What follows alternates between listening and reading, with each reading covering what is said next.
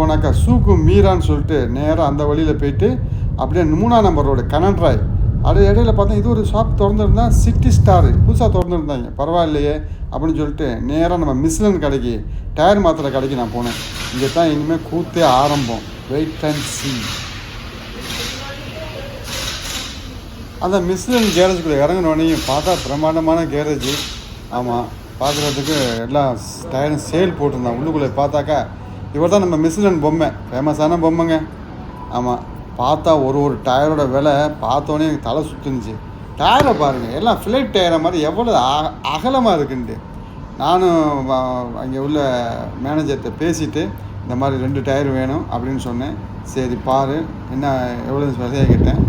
இந்த மாதிரி இத்தனை விலை தான் விலைன்னு சொன்னாப்புல. டெலிஃபோனை போய்ட்டு வண்டியில் வச்சுட்டு வந்துட்டேன். டெலிஃபோன் எடுக்க வண்டிக்கு போயிட்டு டெலிஃபோனை எடுத்துகிட்டு வந்து மேடத்துக்கு கால் போட்டாங்க. மேடத்துக்கு கால் போட்டு சொன்னேன் இவ்வளோ தான் விலை சொல்கிறாப்புல அப்படின்னு சொன்னோன்னே ஓகே நீ பாரு அந்த டயர்லாம் எப்படி இருக்குன்னு சொல்லிவிட்டு எனக்கு சொல்லு அப்படின்னு சொன்னாங்க. சரின்னு சொல்லிட்டு நானும் வெயிட் பண்ணி சொல்லிவிட்டு அவர்கிட்ட கொடுத்துட்டேன். யார்கிட்ட? அந்த மேனேஜர்கிட்டே கொடுத்துட்டேன். பேசிக்கங்கப்பா அப்படின்ட்டு. அப்புறமாட்டி மேனேஜர் திருப்பி பேசிவிட்டு என்ன பேசினாருன்னு தெரில. என்கிட்ட கொடுத்தாப்புல டெலிஃபோனும். திருப்பி நான் டெலிஃபோனை அடிக்கிறேன் மேடத்துக்கு. அவங்க எடுக்க மாட்டுறாங்க. பாஸும் எடுக்க மாட்டார். பாஸுக்கு அடித்தேன், பாஸும் எடுக்க மாட்டுறாப்புல. என்னடா அதுன்னு சொல்லிட்டு வெயிட் பண்ணிக்கிட்டே இருந்தேன். திருப்பி ரிங் போயிட்டே இருந்துச்சு. அப்போ தான் நினச்சேன், ஓஹோ சலா டைம், சல்லி தொழுக டைம் அப்படின்னு நினச்சிட்டு சரி கட் பண்ணிவிட்டு நான் திருப்பி போய்ட்டு அவர்கிட்ட டெலிஃபோன் வந்துருச்சு எனக்கு. திருப்பி அவங்க அடித்தாங்க.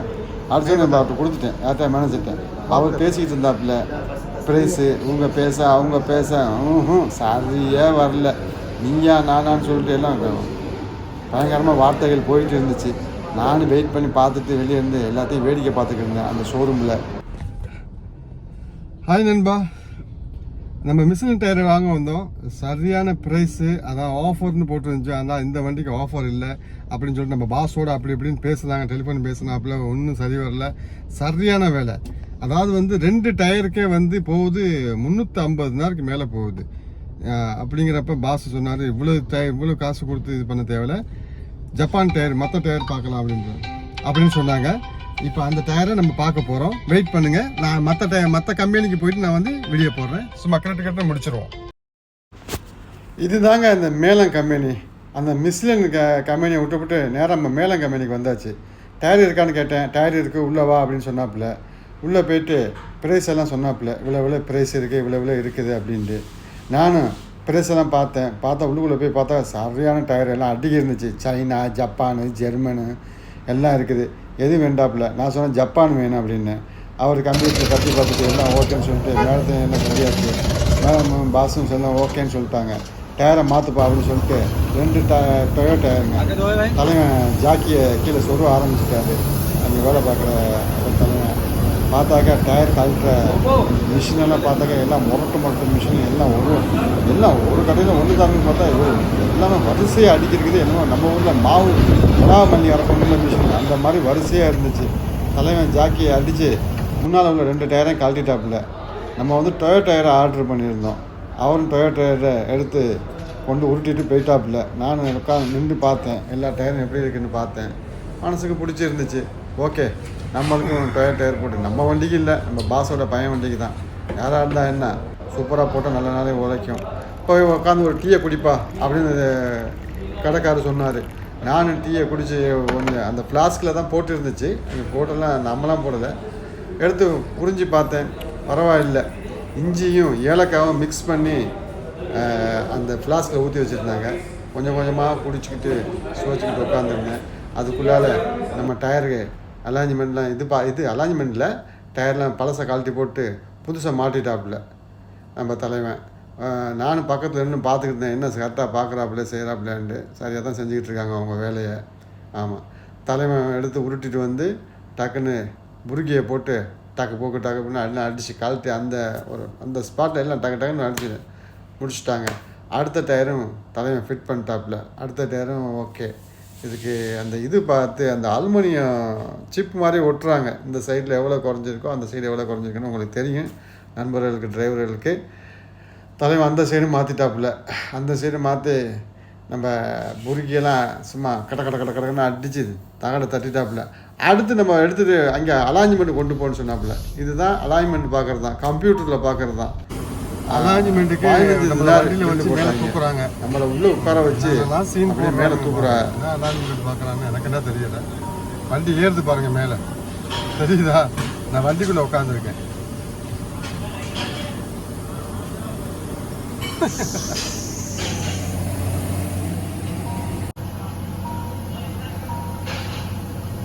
நான் அந்த கம்ப்யூட்டர் அந்த ரூம் தெரியுது பார்த்தீங்களா, அதுக்குள்ளே தான் கம்ப்யூட்டர் இருக்குது. அதில் உட்காந்து அங்கேருந்து என்ன பார்க்குறான்னு தெரில, கீழே இருந்துக்கிட்டு டயருக்கு என்னமோ கப்பு மாதிரிலாம் மாட்டி ஸ்டேரிங் சீதை பார்க்கணும்னு அவன் கத்திக்கிட்டு உட்காந்துருந்தாப்புல தலைவன் கடையில் உள்ளவர். ஏய் நான் சீதை தாண்டா பார்க்கடா அப்படின்னு சொல்லிட்டு சீதை பிடிச்சி தான் உட்காந்துருக்கேன், நீ பண்ணுறதை பண்ணுன்னு சொல்லிட்டு நானும் சொல்லிக்கிட்டு உட்காந்துருந்தேன். இப்போ கம்ப்யூட்டர் அவர் என்ன பண்ணுறான்னு சொல்லிட்டு நம்ம வண்டியில் உள்ள கேமராவில் தெரிஞ்சுக்கிட்டு இருந்துச்சு. நான் அதையும் பார்த்து வாட்ச் பண்ணிக்கிட்டே இருந்தேன். கீழே போகிறாப்புல, மேலே வர்றாப்புல, கீழே போகிறாப்புல, கீழே போயிட்டு என்ன தான் பண்ணுறாப்புலன்னு தெரியல. டக்குன்னு சத்தம் கேட்டுச்சு. புது வண்டி தான், ஒரு 2 வருஷம் கூட ஒன்றும் ஆகலை. அலாஞ்சிமெண்ட் இதெல்லாம் பார்த்துட்டு டக்குன்னு கையில் பில்லை கொடுத்துட்டாப்புல. 15 தினம் இருக்குது. என்ன பண்ணாருன்னு தெரில. நானும் போயிட்டு கேஷியருக்கு பக்கத்தில் உட்காந்துருந்தேன். அவர் இன்னும் வரவே இல்லை. அந்த கேஷியர் எங்கே போனாருன்னு தெரியல.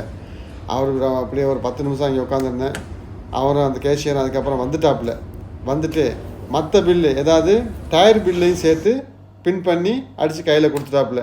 நானும் வண்டியில் ஏறிட்டு பில்லை போட்டுட்டு மேடத்துக்கு பாஸுக்கு ஒரு டெலிஃபோன் அடித்தேன். இப்படி தான் எல்லா இது முடிஞ்சிருச்சு, என்ன செய்யணும். வண்டியில் பெட்ரோல் இல்லாமல் இருந்துச்சு. நேராக வண்டி ஸ்டார்ட் பண்ணிவிட்டு பிஸ்மிலாண்டு அந்த இடத்த விட்டு சுவைக்க விட்டு கிளம்பியாச்சு. பெட்ரோல் பாருங்கள், பெட்ரோல் பில் எல்லாம் முடிஞ்சிருச்சு, லைட் எரியுது. நம்ம ஃபஸ்ட்டு மிஸ்லனுக்கு போனோம். மிஸ்லனில் சரியான வேலை. அடுத்து இங்கே மேலமுக்கு வந்தோம். டொயோ டைலர், ஜப்பானுக்கு டயர் போட்டிருக்கோம். அதெல்லாம் வேலை பாஸு பேசி எல்லாம் அவங்களே பேசி அவங்களே எல்லாமே செஞ்சுட்டாங்க. நமக்கு எந்த வேலையும் இல்லை. அங்கே உட்காந்துட்டு அங்கே டயர் மாற்றுறாங்களா, அலாஞ்ச்மெண்ட் சரியாக பண்ணுறாங்களா, இது பார்த்து தானே தவிர நமக்கு ஒரு வேலையும் இல்லை. பில்லை கையில் கொடுத்துட்டாங்க. பாஸு கடைக்காரங்க அவங்க பேசிக்கிட்டாங்க. இப்போ நம்ம என்ன பண்ணுவோம், வீட்டுக்கு போவோம். அப்போ வேறு வேலை என்ன தெரியல. வீட்டில் இப்போ மணி 8:30 ஆச்சு ராத்திரி. வேறு வேலை இருந்தால் அப்டேட் பண்ணுவாங்க. ஓகே நண்பா, கூட இருங்க. நான் வீட்டுக்கு போய்ட்டு அங்கே போய்ட்டு நான் உங்களை கான்டாக்ட் பண்ணுறேன். Thank you so much. வண்டியை ஸ்டார்ட் பண்ணிட்டு நேராக அந்த கால்தியா வழியாக தான் வரணும். அப்படியே பெட்ரோல் இல்லை வண்டியில். பார்த்தீங்கல்ல, பெட்ரோல் ஸ்டேஷனுக்கு போய்ட்டு பெட்ரோலை போட்டுட்டு வீட்டுக்கு போகலான்னு சொல்லிட்டு பம்பில் கொண்டு நிப்பாட்டி நம்ம பங்ஸ் போய்ட்டு ஒரு 3 தான் பெட்ரோலை போடுப்பா அப்படின்னு சொன்னேன். கச்சா முச்சான்னு பேசிக்கிட்டு இருந்தாங்க. போட்டுட்டு பில்லை கொண்டாந்து கொடுத்தாப்புல. நேராக வீட்டுக்கு கிளம்பியாச்சு. வீட்டில் வண்டியை நிப்பாட்டினாக்கா எனக்கு மனசு கேட்கலைங்க. வண்டியோட நிலைமையை பார்த்தாக்க ஒரே மண் அடித்து புழுதி அடித்து கிடந்துச்சு. காலையில் எழுந்திரிச்சு ஸ்கூலுக்கு போகிறது டைம் கரெக்டாக இருக்கும். அதனால் என்ன பண்ணேன், வண்டியை நிப்பாட்டிட்டு எடுத்தேன் பைப்பை, பிடிச்சி விட்டேன் தண்ணியை. ஆமாம், காலையில் தானே இந்த செக்கிங் ஆஃபீஸர் வருவானுங்க